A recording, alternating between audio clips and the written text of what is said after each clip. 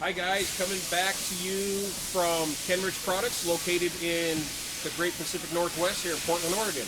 We're going to do a water test, as we call it, and this is how we test all our pumps after we build them on site here, obviously. And this is something you could do as well with your pump when you receive it new, or even if you have a pump already and you changed out your repair kits, and this is a second way of testing your pump out. This can be done with all of our pumps, our GP1, GP2, GP3A, GP6, and even the GP7 when you've attached your hoses up to your outlet flanges. I wouldn't do it with the boom assembly on there, but just the hoses, laying them down as we'll show you and demonstrate with the GP2. So we're gonna go do that real quick. I do wanna put a little plug in here. I noticed, or you noticed at the GP1, a little different configuration. It has something attached. What this is that is a pressure gauge that we can attach upon a customer request for any of our pumps. It just shows and proves out that our pumps will not go more than 15 psi, because that's what we promote. It's a diaphragm 15 psi pump, all of them are, and a lot of engineers want that proven out, so they will purchase and have us install the pressure gauge. So just throw that at you. So we're gonna step outside and do the water test. And again, this can be done on all of our pumps. So let's go outside.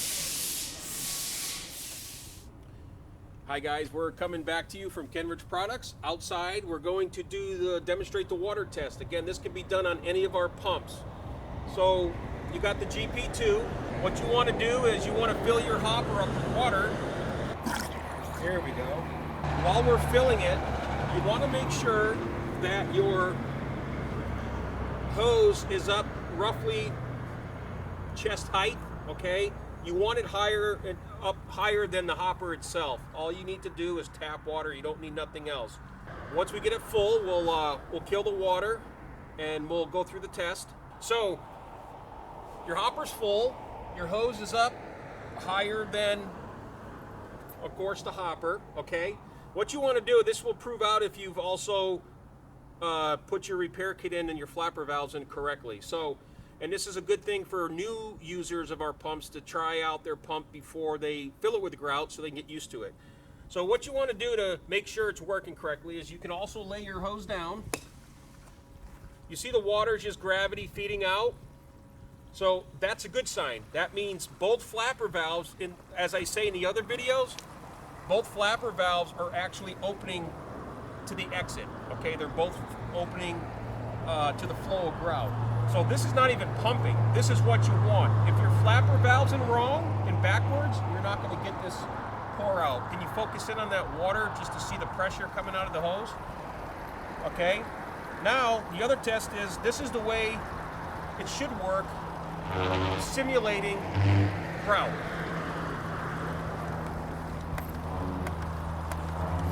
You see how it's pulsating out. That's how it's going to be with grout. Obviously grout's a little thicker, but it's the same principle. It's going to be the same action, the same way. With the 1.5-inch hose, you will get your 6 gallons per minute. That's it. You see it pumping out?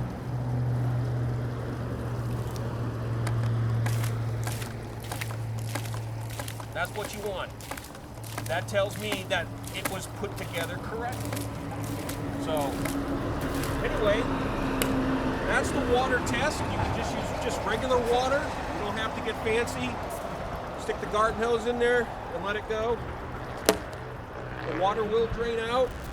People ask me all the time, what do I do afterwards? You don't do anything. You just let the water run, empty it out, and let it air dry. And it's ready for the next time you need it. Hey guys, so we just came in from outside going through the whole water test thing. So there's a couple of things that I want to go over with.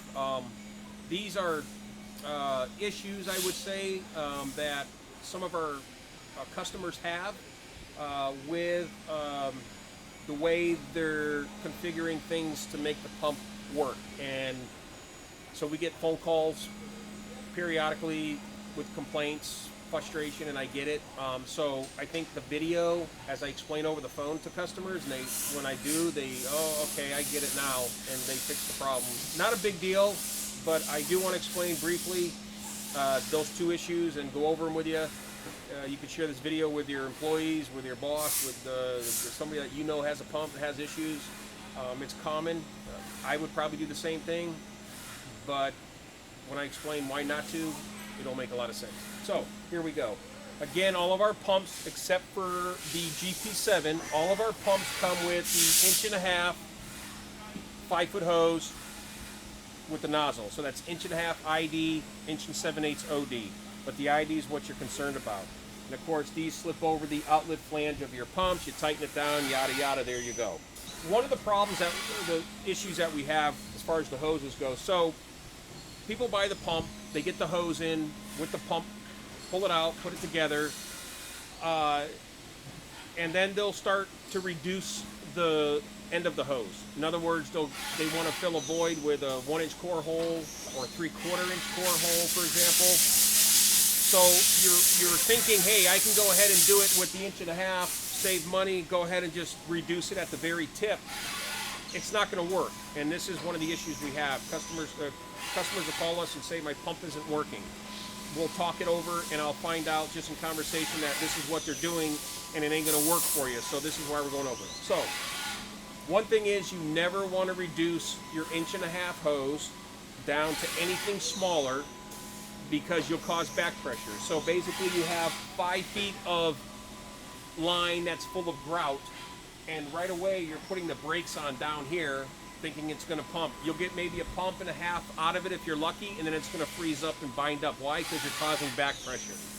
So with that said, it doesn't matter how long the line is. It could be the 15-footer, the 10-foot hose, the 20-footer, the 50-footer. Never reduce it at the end, never reduce it in the middle. This is why, hence, we have reducer kits. We'll go with the 1-inch reducer kit. We only have 2 sizes. We have the 1-inch and 3/4 inch. We feel and find that those work best. Those 2 sizes are most common. Some guys will want to reduce it down to 1/2 inch or smaller. I can't help you. Some guys have bought in our 3/4 inch reducer kit and configured something. We're not standing behind that or backing that up, because if you have issues, then it's my fault. So back to the reducer kits, which we build here in-house and we sell and ship with your pump. They all come 5 foot. We have 2 of them. We have the 1-inch and the 3/4 inch reducer kits. Okay, the 5 foot long is the normal size, because the name of the game is you'll want to get your pump closest you can to your workspace. We'll start with the 1-inch. So what you have here is you have a 1-inch reducer inside of this 2-inch clear hose. This is 1.5", about 2 inches long.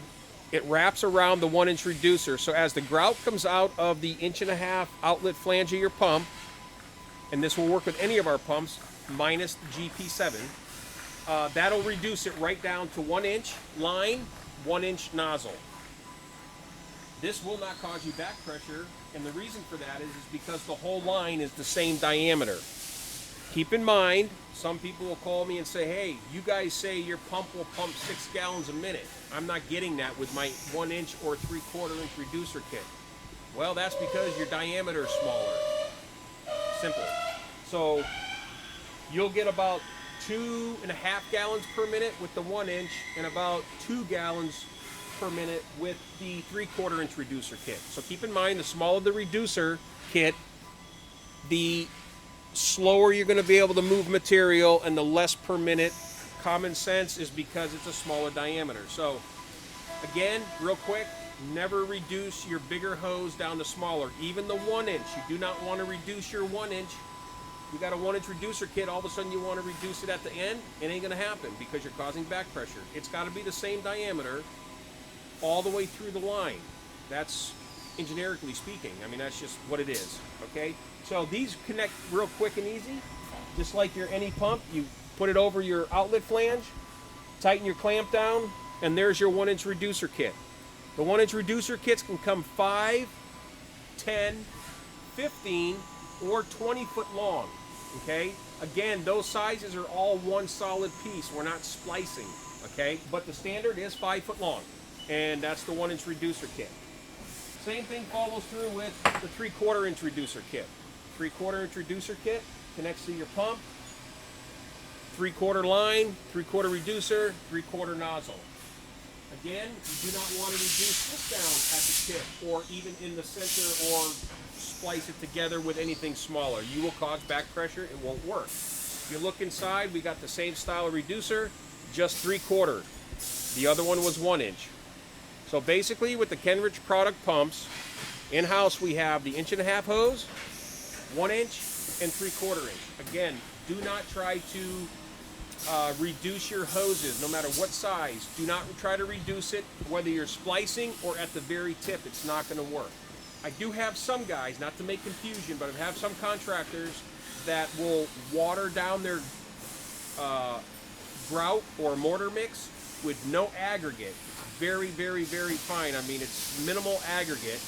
They'll water it down a little bit more than Flowable, and they say that they can I guess you'd say smash the nozzle, so you still have 3/4, but it's oval, so they can get into smaller crevices.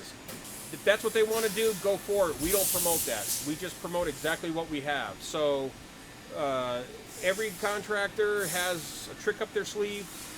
Go for it, but I'm just letting you know the biggest thing, one of the two, the one is they're reducing the bigger hose to a smaller diameter at the very end. It's not going to work. Your hose, keep in mind, no matter how long it is, has to be the same diameter right out of the head of the pump, which is the outlet flange. Again, we have the 1 inch, the 3/4 inch reducer kit.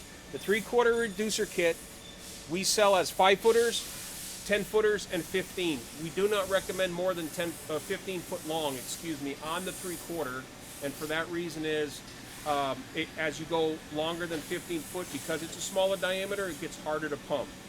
So again, the name of the game with our pumps is you want to be able to, they're lightweight, but you want to be able to get it up on a scaffolding or a cart or something where you can get it close as you can to your workspace. That's the whole idea, okay? But at any rate, I just wanted to go over that. So the other issue we have, and it's normal, whatever, I mean, it's part of life, and we get the phone call occasionally that I want to address is, it is mentioned in our website, and we do talk about it on the phone if people call in, and of course in the video now, is the aggregate size in your mix. One, it's got to be no bigger than 3/8 Pea Gravel, okay? Anything bigger than 3/8 Pea Gravel, you're going to have a problem using our pumps with, and that's just what it is. So anything smaller than 3/8 Pea Gravel, don't forget, anything smaller than 3/8 Pea Gravel, that's important. Fine sand, fine aggregate, that's great. Anything, because it's smaller, nothing bigger, no larger than 3/8. And I stress it because guys call me and say, yeah, I'm using a 1/2 inch, why isn't it, or 3/4, why isn't it working? As it says, states in our website. So just to reiterate, okay? Every pump does come with this little flyer, kind of a cheesy flyer, but it works. We used to have brochures, but we discontinued using them. But the brochures on every pump you can find on our website at kenrichproducts.com. And find the manuals and the do's and don'ts about the pump. But I just wanted to share that one thing with you. And then the mix of the grouts, okay? The one is you want to stay away from anything that has epoxy in it. Our pumps, we get calls, will your pump epoxy grout? No, it won't. We do have contractors that use epoxy grout, but it's very minimal amount of epoxy mixed into their grout. They say it works. I'm not promoting it. We say it didn't work for us in our testing. Again, there's a lot of grouts and the epoxy content varies. So I would say, it's your call, but if you call and ask me, hey, well, I got epoxy grout, I would say no. I'd rather lose the sale than irritate a customer and lie to them, and I won't do that. So no epoxy grout. The other thing is the mix. There's 3 avenues that we go by in the industry that we do is liquid, flowable, plastic. Liquid meaning really watered down grout, like soupy. Flowable would be a consistency of like a pancake batter, and plastic is more like a slump, a brick mortar. You don't want it that thick, it won't pump. You get too watered down, The double-edged sword on that is if you have any aggregate and you water it down too much, any aggregate and sand in there is heavier. It'll fall to the bottom quicker than your grout will. As you're pumping, eventually you're going to clog up your flapper valve. It doesn't break the pump. You got to take it apart, like in changing out your repair kit video. Take it apart, clean it out, start over again. So you want to make sure your grout is flowable. I know that some grouts out there in the high end, they do have an additive in there that keeps things suspended, the stone, but it ain't going to suspend for long. It's not going to suspend itself in the space for long. It's going to just want to settle. So in a nutshell, you want to make your grout flowable. And, you know, I don't know, that's pretty much it. I just wanted to share those two things because those are the two biggest issues we deal with, you know, on a daily, sometimes weekly basis, whatever. Not every day, but we get a call here and there.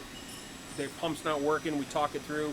Those are the two biggest factors. They're mixing their grout, either too thick or too watered down, wrong size aggregate, again, no larger than 3/8 Pea Gravel, and or they're using their bigger hose or even their 1-inch reducer kit, but reducing it to something smaller at the very end.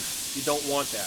One more thing I'll throw in there, I just remembered, and our website states it, in our manuals and all, our pumps will not pump more than 10 foot vertically out of the head. So that's head lift, out of the outlet flange, no more than 10 foot vertically. That's why we recommend getting your pump as close as you can to your workspace. So I hope those are helpful little hints and tidbits, or however you want to call it. We're here for you. Our number's on the website. It's, you know, Monday through Friday, 7 a.m. to 3 p.m. Pacific Standard Time. If you have any other questions or issues, feel free to call. Not a problem. So I hope these videos help. Share with your friends. And again, thanks for watching, and we'll look forward to seeing you next time. Thanks again.